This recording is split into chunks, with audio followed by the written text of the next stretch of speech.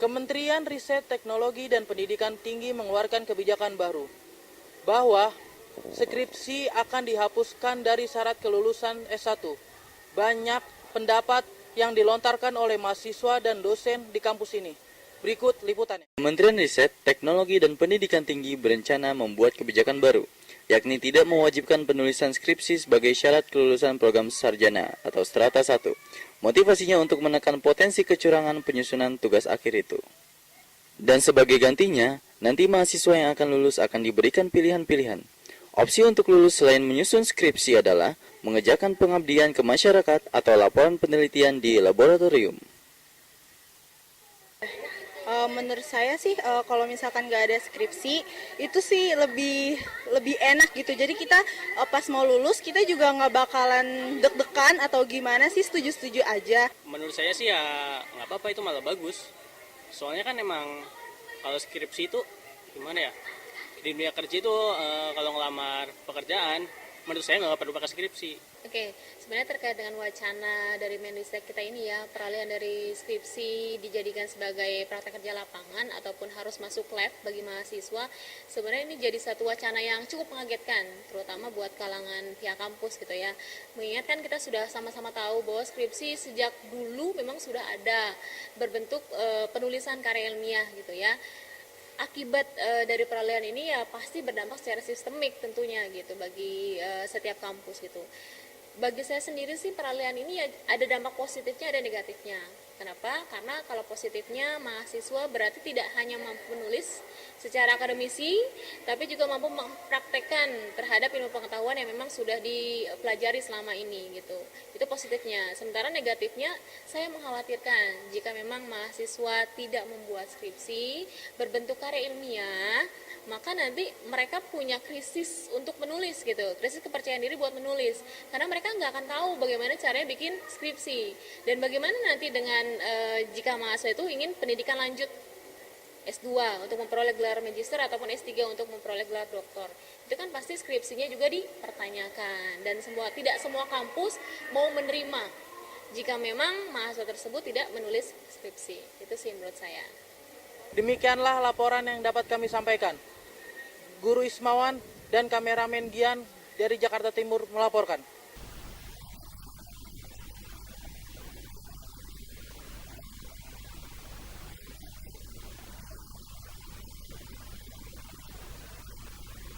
Para pemirsa, terkait tentang pernyataan dari Basuki Cahayapurnama selaku Gubernur DKI Jakarta tentang penghapusan jabatan camat dan pengurangan PNS di daerah DKI Jakarta.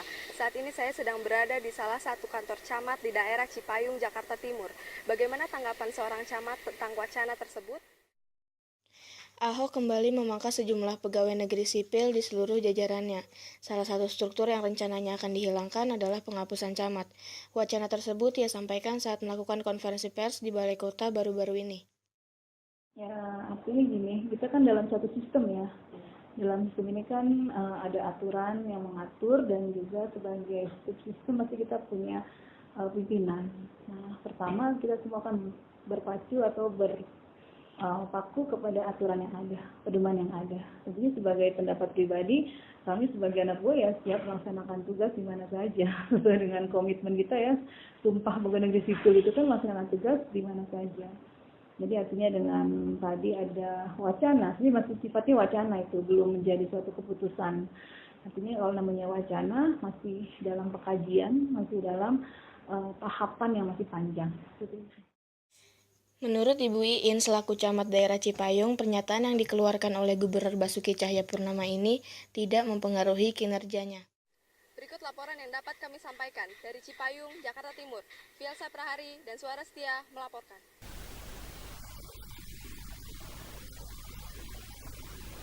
Sedang berada di Pasar Pulau Klender. Saus sambal yang tidak bermerek ini telah menyebar di masyarakat. Berikut laporannya. Saus sambal yang tidak bermerek dengan harga yang sangat murah kini telah menyebar di kalangan masyarakat, terutama pada pedagang makanan. Saat yang jualnya bakso, ada juga somai, ada juga apa-apa, ada juga nih pakai sambal seperti ini. Kok saya jual cuma 2.500. Ya nengok dari seperti harganya 1.800 ya seperti itu juga lah Mbak. Artinya kadang-kadang ya barangnya pasti kurang bagus juga. Nggak tahu, kalau bisa kan cuman langganan ya, tiap hari keliling naruh-naruh doang. Enggak, bukan ke karena dia sering lewat, cuman kenal ya. Dulu saya beli kalau dulu awal-awal itu ya ke warung-warung sih, tapi mereknya kurang lebihnya itu. Demikian laporan dari kami. Niram Nur Pratiwi, Jenny Irfantika melaporkan.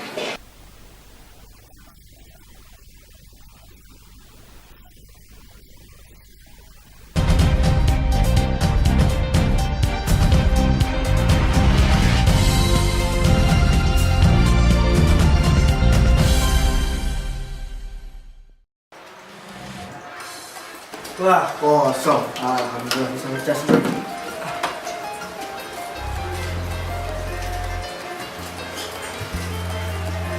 Jaga segala emok.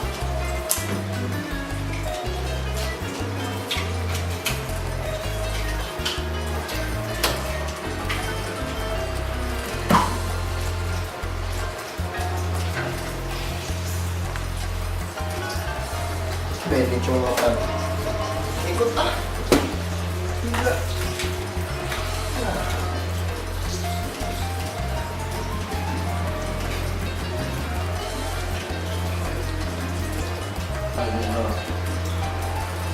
Untung gue buat cas.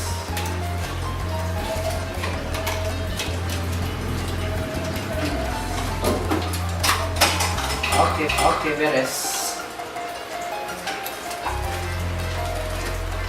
Banyak bener. Udah deh. Ini masih saya tolong.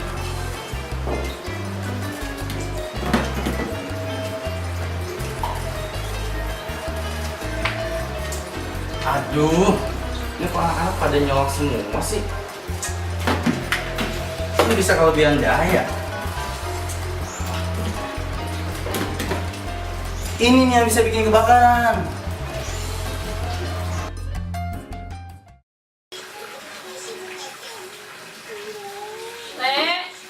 Udah malam. Matanya jangan deket-deket, nanti matanya rusak loh. Iya, Mak, slow.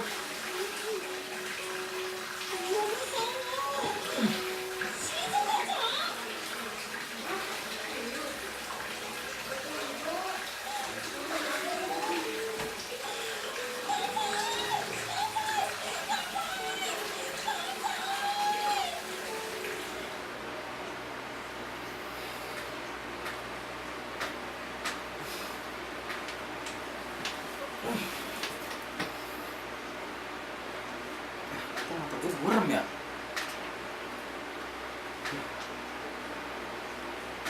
Jadi nyesel gue baru dengerin kata mama gue.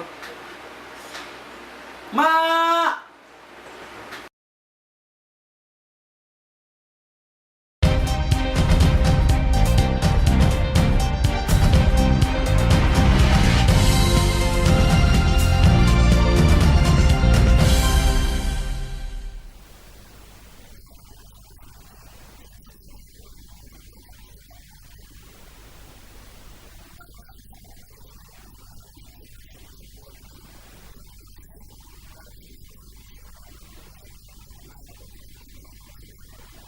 Karena tepat di belakang saya, Jalan Ruas Kuningan menuju Semanggi dan Gatot Subroto itu ditutup, dan kita akan tanya kepada respon salah satu pengguna jalan dan berikut selengkapnya. Ya, kendala yang Mas rasakan sebagai pengguna jalan itu karena ruas Jalan Kuningan ditutup itu seperti apa ya, Mas?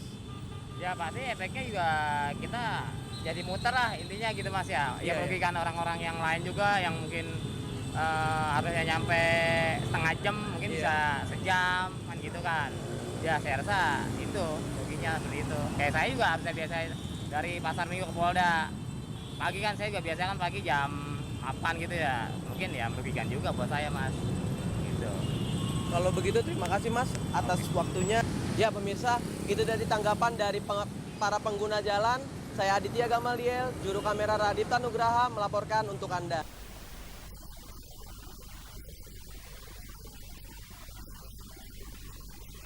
Pemirsa, kali ini saya sedang berada di daerah Kampung Melayu, Jakarta Timur.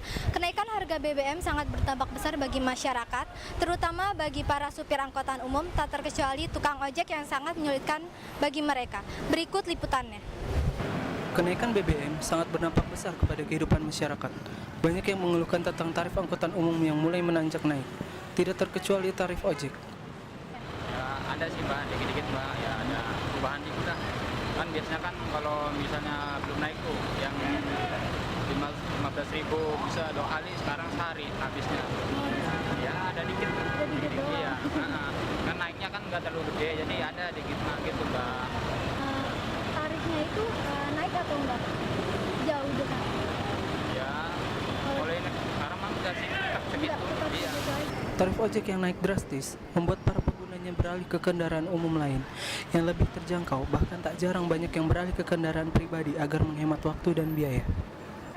Jadi ojek nargetin tarifnya tuh jadi tambah mahal, terus tawar-menawarnya juga jadi susah. Terus habis itu biasanya yang budget 10.000, kalau untuk dekat ini jadi maunya 15.000. Jadi kita juga susah buat tawar-menawar sama tukang ojeknya. Kalau menurut aku sih gitu.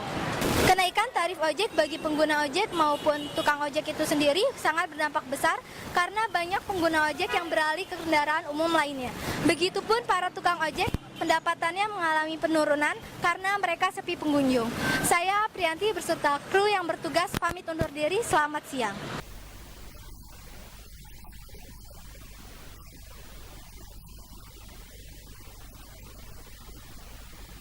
Banjir bukan lagi menjadi bencana alam yang biasanya datang 5 tahun sekali. Bagi sebagian masyarakat yang tinggal di wilayah pinggiran dekat sungai, sudah menjadi hal yang biasa saat musim penghujan tiba. Ya, penyebab banjir ya itu paling karena salurannya yang mudah dangkal.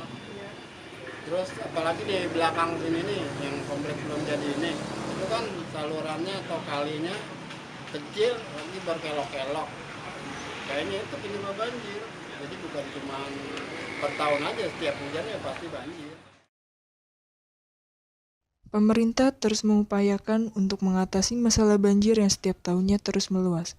Salah satunya membuat rumah susun untuk warga yang tinggal di pinggiran kali, membuat waduk untuk penampungan air, perluasan kali, hingga penanaman pompa untuk peresapan banjir. Namun, upaya pemerintah hingga saat ini belum membuahkan hasil yang signifikan. Jadi berbagai macam cara telah diupayakan oleh pemerintah untuk mengatasi banjir di wilayah ini, seperti pengurukan kali hingga peresapan pompa banjir, namun belum ada hasil yang signifikan. Dari Bekasi, Indah Nuri Jayanti, Putri Desiana Sari, dan Fadia Sekar Arum melaporkan.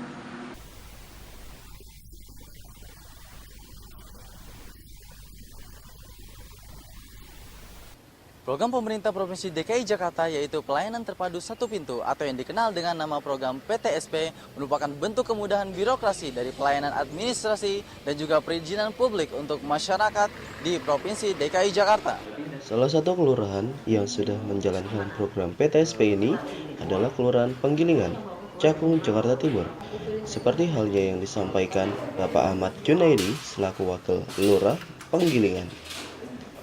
Program baru PTSP adalah program yang saya rasa cukup ideal untuk saat ini.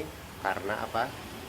Karena masyarakat bisa mendapatkan aneka macam bidang pelayanan dan perizinan melalui satu atap atau satu pintu yang kita sebut wonder operation. Walaupun baru saja dijalankan, beberapa masyarakat sudah mulai merasakan kemudahan program ini. Hal ini disampaikan oleh Ferry Hidayat selaku masyarakat Kelurahan Penggilingan. Untuk izin usaha di sini bagus ya, karena mungkin pelayanannya beda sama yang kemarin. Lebih gampang, lebih mudah, lebih simpel. Kerjaan juga bisa via internet. Jadinya kita nggak perlu capek-capek untuk bolak-balik ke kelurahan. Demikianlah liputan yang dapat kami sampaikan dari Cakung, Jakarta Timur. Ahmad Sugiarto, Andrian Tias, dan juru kamera Aditya Pirjawan Susanto melaporkan.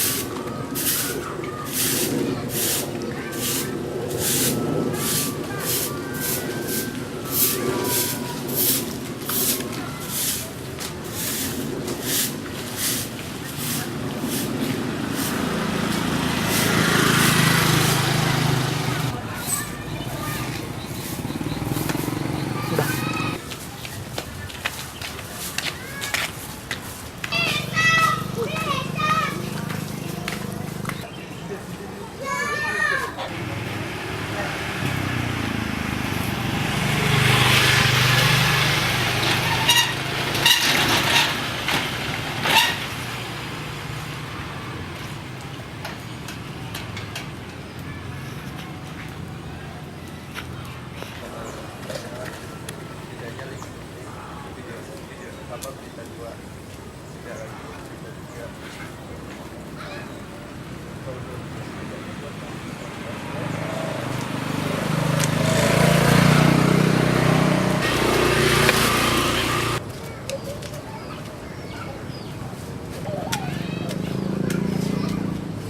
Hei, kalau buang sampah jangan di situ. Malah kabur lagi.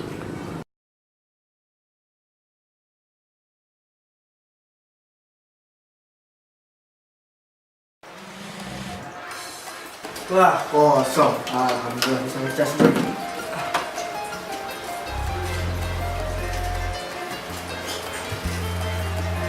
Jaga segala emok.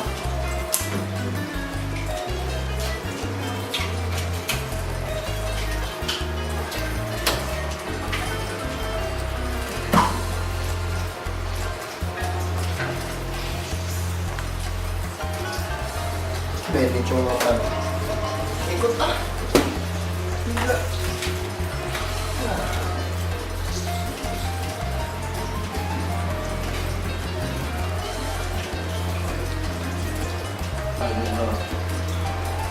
Untung gue buat cas.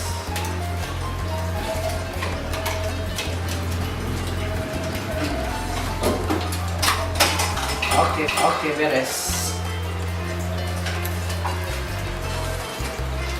Yang bener. Udah deh, ini masih bisa nolong.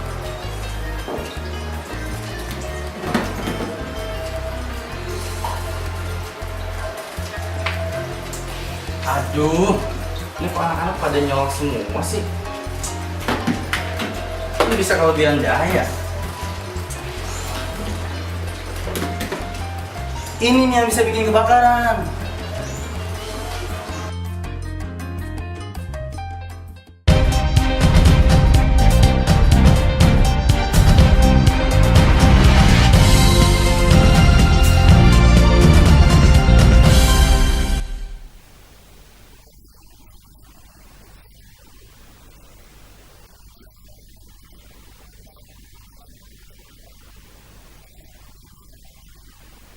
Saya melaporkan dari Jalan Proklamasi Jakarta Pusat. Di sini banyak pelanggar lalu lintas yang melawan arus. Kita bisa lihat banyak pengendara yang melawan arus di Jalan Proklamasi ini. Berikut laporannya. Mau pergi kemana, Pak? Pulang. Oh, mau pulang kantor. Apa Bapak tahu kesalahan Bapak? Di mana? Ya, ngelawan arus saja. Lawan arus. Ya. Kan sekarang udah dilarang ya, Pak ya? Sekarang udah jadi syarat. Nah, kenapa Bapak masih mau melawan arus? Nggak takut ketilang polisi atau gimana, Pak? Ya, enggak sih. Nggak takut. Ini kan lihat sikonnya aja. Sikonnya lagi nggak ada polisi ya. Biasanya polisi itu kan di sini. Polisinya udah dari sana. Jadinya kalau emang ada polisi, ya memang dari sana udah nggak bisa lewat situ. Kenapa Bapak melanggarnya kalau Bapak udah tahu ini salah? Saya cari yang deket aja sih, soalnya kalau lewat sana macet. Lewat mana? Salemba, Kramat, macet. Ya udah Pak, makasih ya Pak. Udah. Oh iya. Makasih ya Pak. Yuk. Saya Indriana dan Andre Setiawan melaporkan.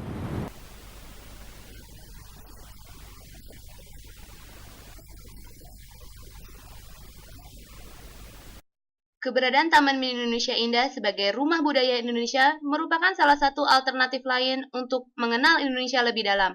Di ulang tahunnya yang ke-40 ini, Taman Mini Indonesia Indah mengadakan serangkaian acara budaya, seperti yang saat ini sedang berlangsung.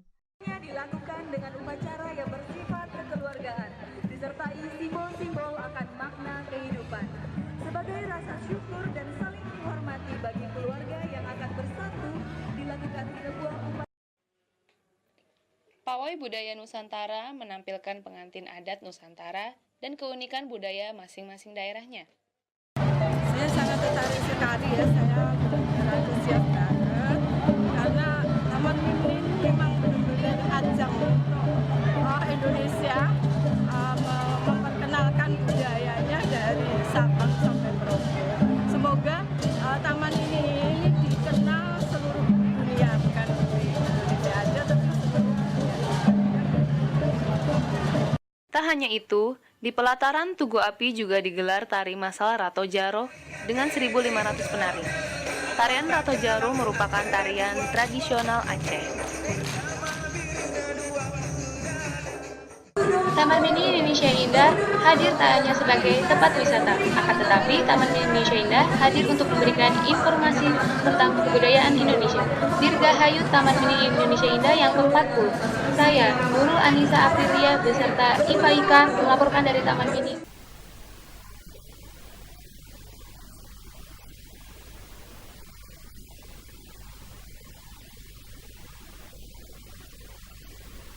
Harga bawang merah tidak serta-merta membuat harga makanan menjadi ikut labil. Pedagang warung makan di belakang saya misalnya, ia masih bertahan dengan harga lama meski omsetnya menurun. Berikut liputannya.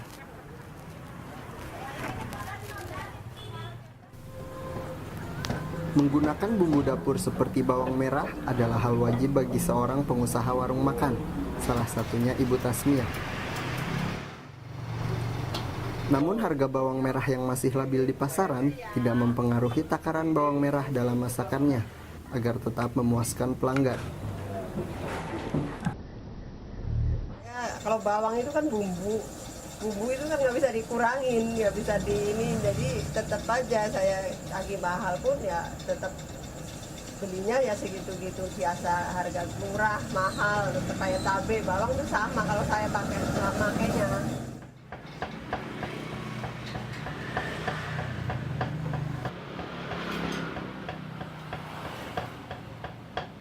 Porsinya banyak, rasanya enak. Nggak ada yang berubah ya? Enggak. Harapan pengusaha tentunya agar harga bawang merah dapat kembali stabil. Ya mudah-mudahan ya stabil lagi deh, bangsa sampai 15.000 aja udah lumayan deh.